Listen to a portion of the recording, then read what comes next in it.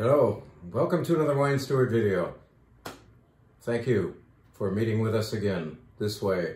It would be more meaningful if you would meet with us downstairs and we could take a little walk and find some nice wines for you.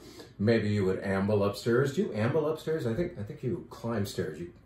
You could climb the stairs to our mezzanine and enjoy what we're doing this weekend at our wine bar, off of our wine bar menu, which has been published. So for any menu, boom, boom, we are going to speak to that a little bit. In fact, let's get this talked about so we can remove it and show you other things up here in front of me. Look at this beautiful wine, a very pale pink, kind of a copper pink. This is a sparkling wine, and it happens to be the sparkling wine of the week.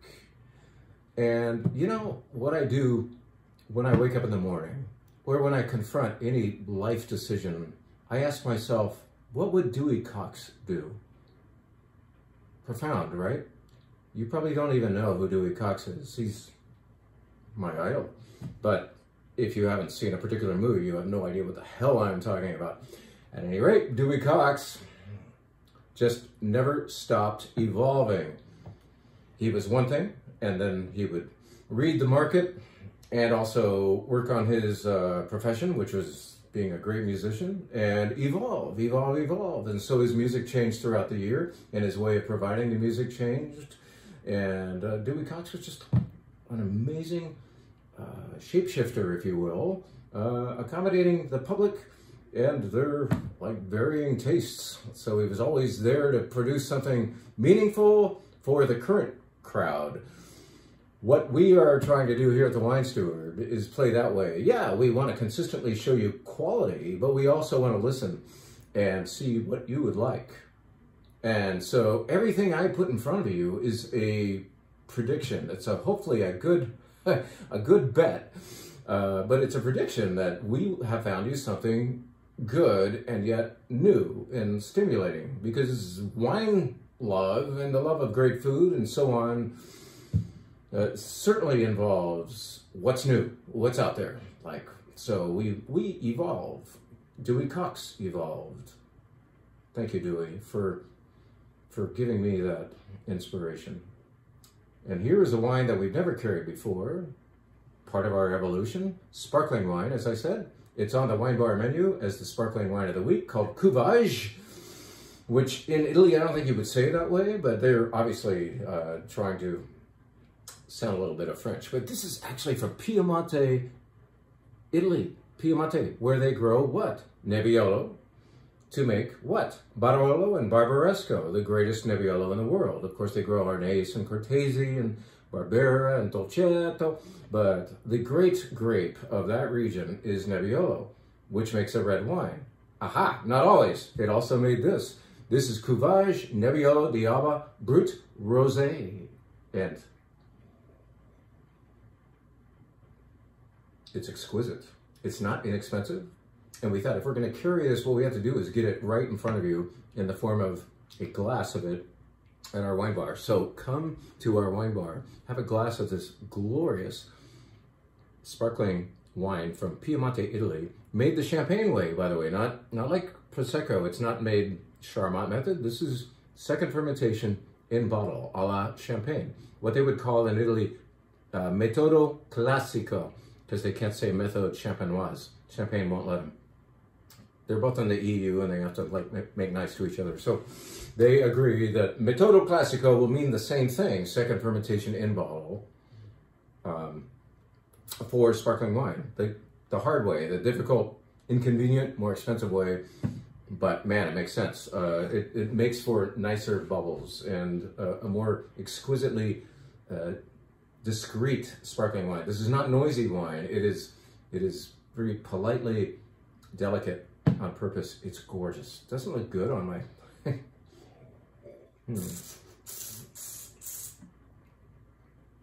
We're not going to spend 20 minutes talking about this one wine. All right, let's move on.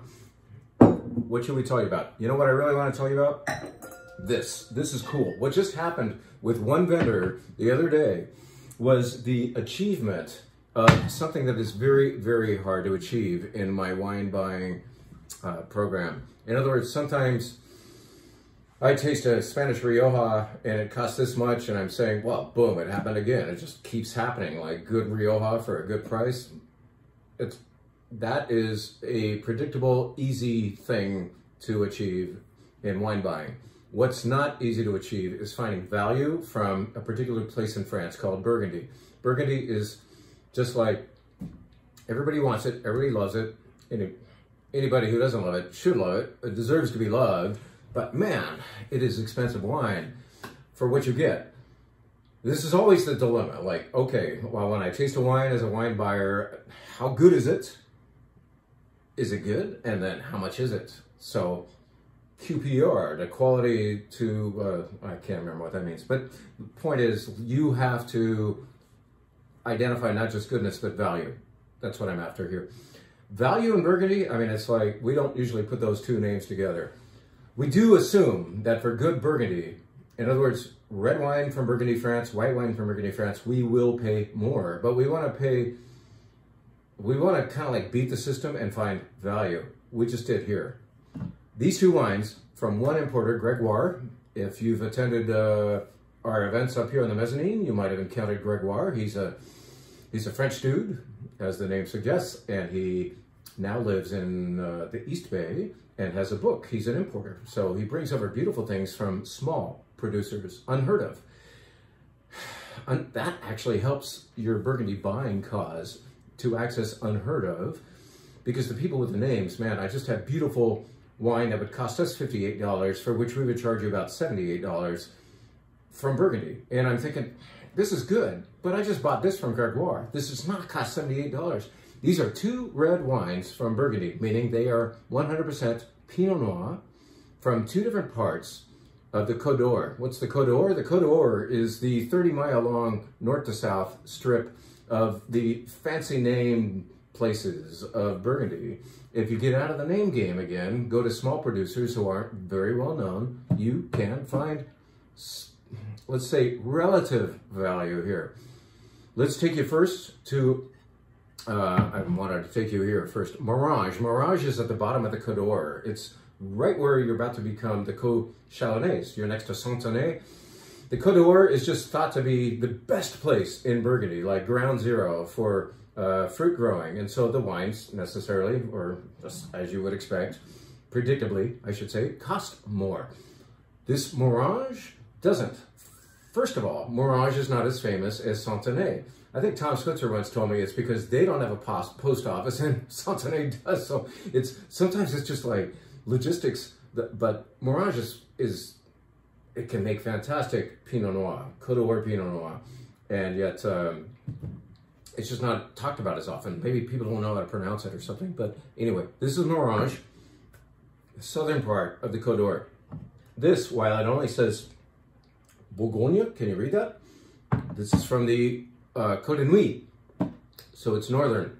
They're probably grown 15 miles apart from each other. They're both 100% Pinot Noir. They're both 2020 vintage. Level playing field so far, right? They're both the exact same price of realistic pricing for Burgundy. In other words, mid-30s. I think your wine club discount, if you're one of our treasured wine club members, it comes down to the low 30s for gorgeous Pinot Noir that once you are smelling it from a glass like this, man, why not get both of these open and do what I did with Gregoire and understand that these producers have two different philosophies. How about that? This guy crushes his fruit, removes all of the stems, and ferments skins, juice, and seeds together, called the must.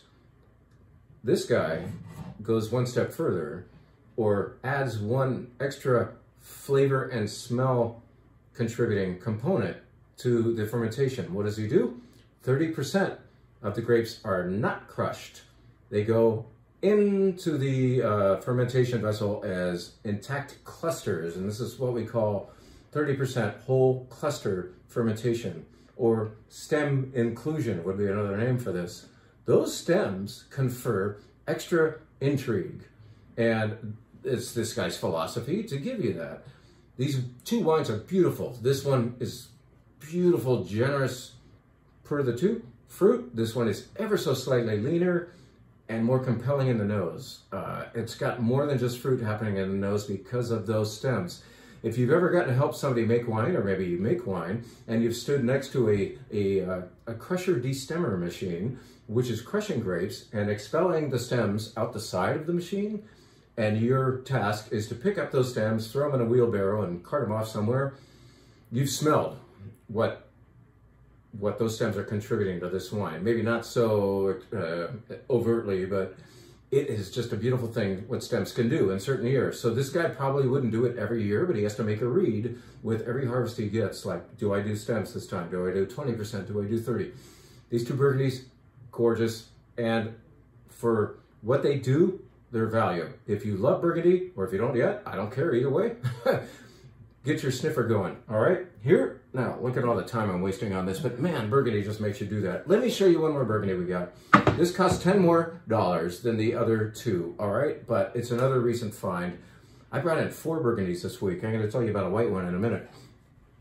This is from, like, I talk about ground zero, and I often talk about buying proximity in order to find value. Well, this is a famous name. This is Beaune.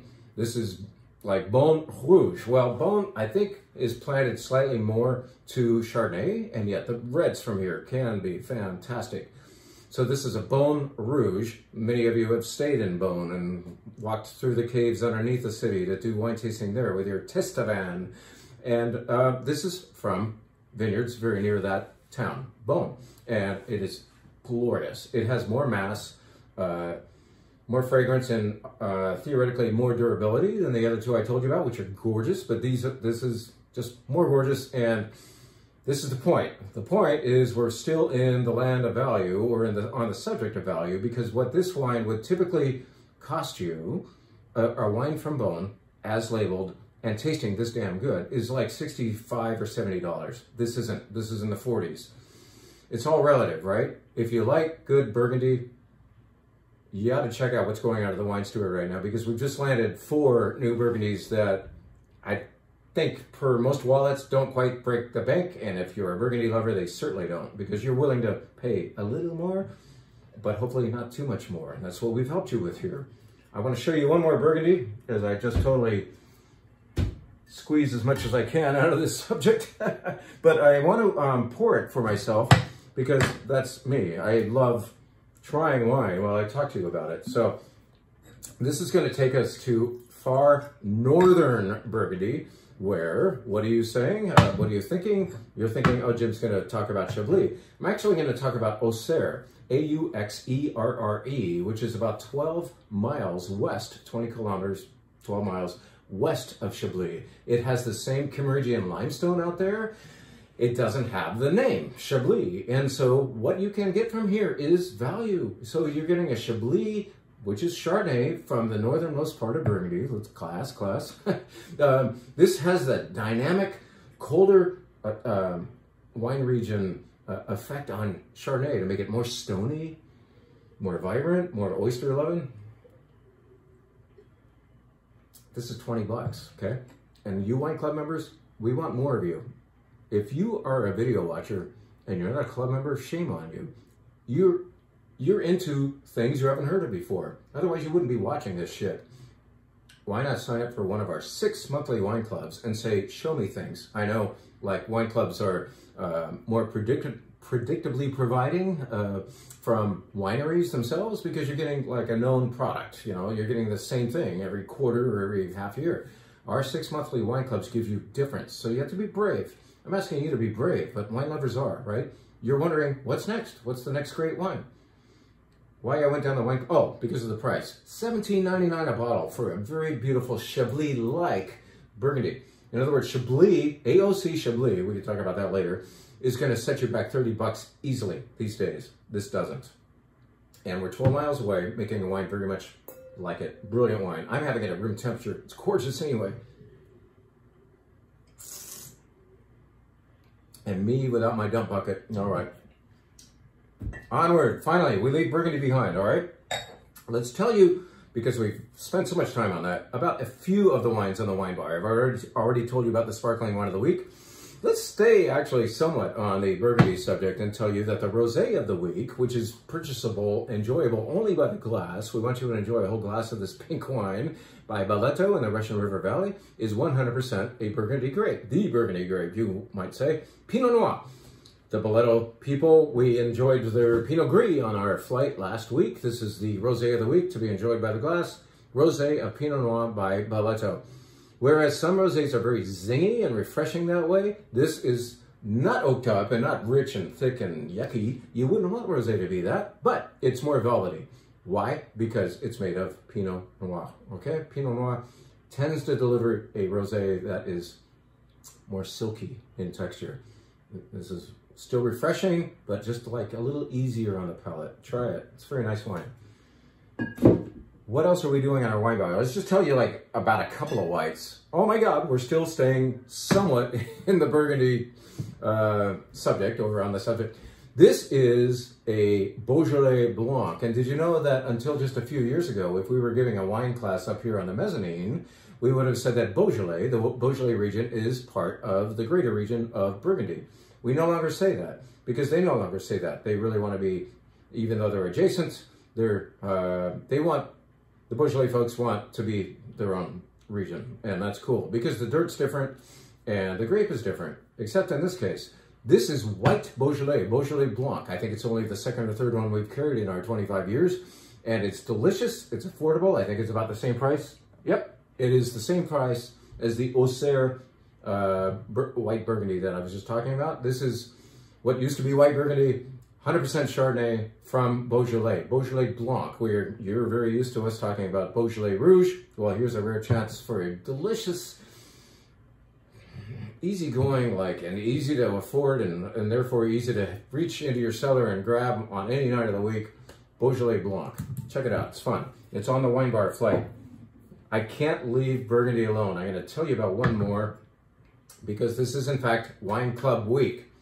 Sign up for one of our 6 monthly wine clubs or join yet another club. Let us shop for more of your wine, please. This is going to be from, I told you about an importer friend of ours named Gregoire. A friend of his is Paul. Paul and Gregoire are both French importers. You would think they compete. They actually choose to collaborate. They will carpool down to, say, the Monterey Peninsula to do a vendor day down there, show people wines one after the other, and head on back together and not fight about who sold more wine. That's cool, right? That's why we've had them both on the mezzanine. Paul imports this. He lives in Alamo. He's from France. Very thick accent. Nice guy. Makes his own honey. Thank you for your honey, Paul. And his family remains back here in Macon, in very near Puisset, in a village called Pierre-Clos. And so this wine is from his family. This is actually not just imported by Paul, but he actually goes back and helps harvest it most every year. Macon Village means it's from generally the general area of Macon, the southern part of Burgundy. White Burgundy is usually, it can be a Ligoté, but it's in this case, and in most cases, it's Chardonnay, right? But this is Chardonnay, unlike California Chardonnay. They have limestone there. That's the big difference. And also, their preference to make a wine like this a little leaner.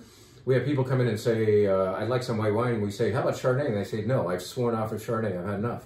How about white Burgundy? Okay, I'll have some of that. They don't even know what they're saying. They are saying they are open-minded about trying white Chardonnay from Burgundy, France. And then we tell them that, and they really? They come back and they say, I want some more of that Burgundy.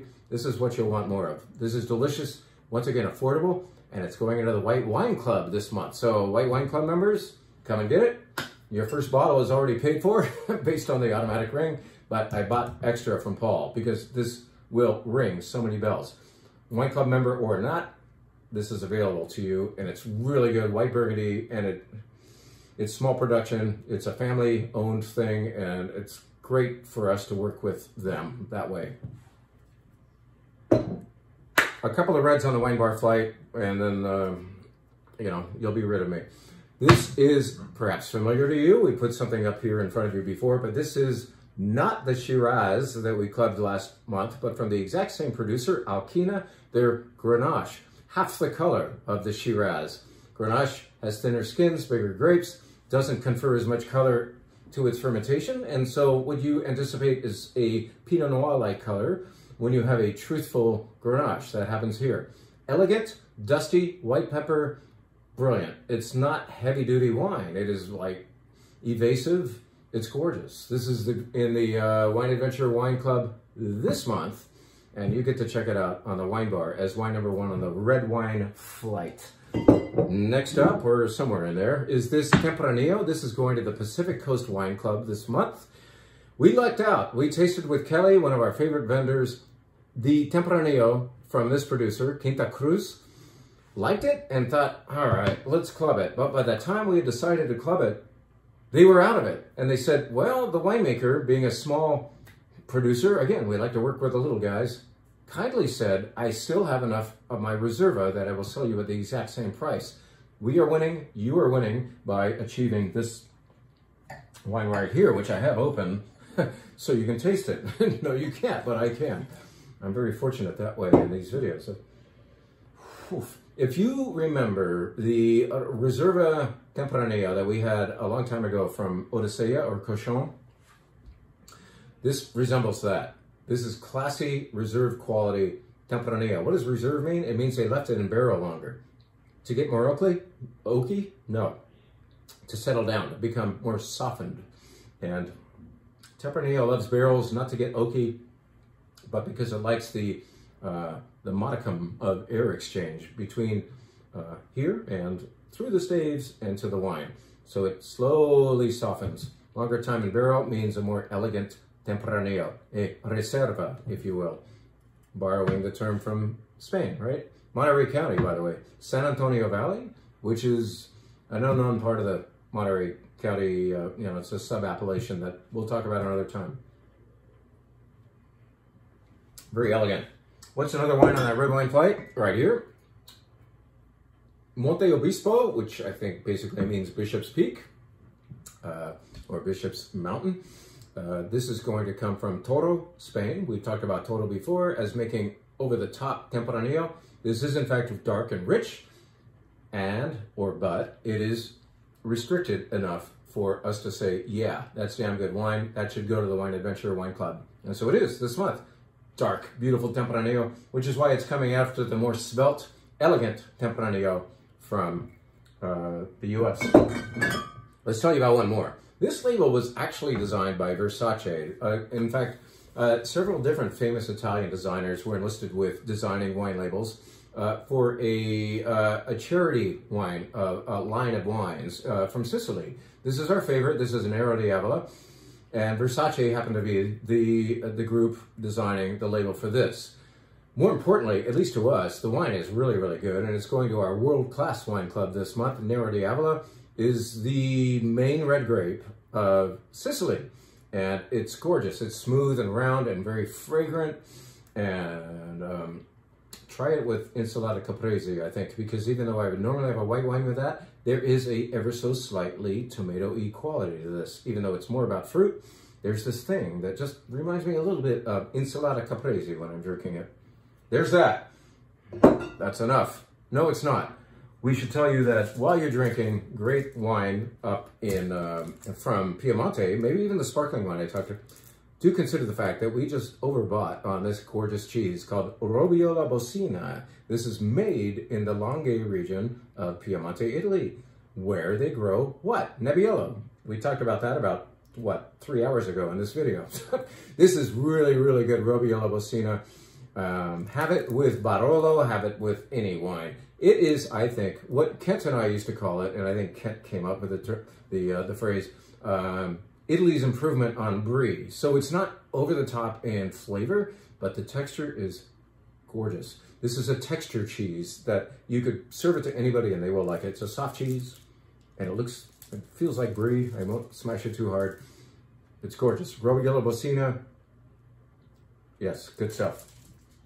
I want to show you something really quick and just have you wonder, what the hell? What the hell? Let's show you that. And what's behind it? And what's behind it? This is very cool. This is our like soft opening of a new thing for the wine steward, where maybe we can't just call ourselves the wine steward anymore. Yes, we've always been selling beautiful foods and accessories and such, but now there's yet another element. We've had a license upgrade, one could say, for downstairs. We're not going to pour this stuff upstairs, but we can now sell you this beautiful stuff downstairs, meaning what? Spirits. This is from Vancouver Island. I had it at a bar, well, maybe a year ago, and I thought, wouldn't it be nice if we could sell spirits? Frankly, Kathy has worked far harder than I to achieve that new license, and we have both been tasting gin, tequila, whiskey, and so on, and we will be trying a lot more, a la how we already address wines. We don't buy without tasting. We are now identifying beautiful spirits to represent downstairs at different price points. If you live 2 blocks away and all of a sudden you say, oh man, we're out of vodka, and you just want to come in for a fairly affordable one, I will provide that, and I will provide high-end. And then we have here a gin that I had at the bar like a year ago and thought, wouldn't it be nice to sell this? Now we are. Vancouver Island Gin, you got to try it. We are in fact going to show you a lot of beautiful gins, but I am learning every time one of those spirits vendors shows up and pours us things, because I'm still a little vague on the subject, and I would like you to learn along with me. This is Singani, and this is the spirit, kind of like the national spirit of where? Bolivia. It is beautiful. It's made of Muscat of Alexandria, and I'm learning, you're learning. You should try this. It's very beautiful fragrance. Look at this. Hey, you like to make pisco sours? This almost matches the shirt. This is Machu Pisco, and as witty as that sounds, it's actually very, very good pisco. So whereas you will predictably now find good tequila, whiskey, gin, vodka, and so on here, I said tequila, right? Mezcal. You will also find some of these outliers that some of you know about. I mean, Armagnac and Cognac, they're going to happen too. So keep an eye on us. It's going to be fun. We want to be your everything steward, not just your wine steward. So that's the big announcement. We're going to keep, like I said, it's a soft opening. It's a soft announcement. Only people seeing this video are going to know. I'm not even going to put any of the video in the email yet. So you saw the video. You watched all 3 hours of this. Congratulations. Now you know. You can be the first to come in and buy beautiful, thoughtfully chosen spirits at something or other steward. Thanks for watching.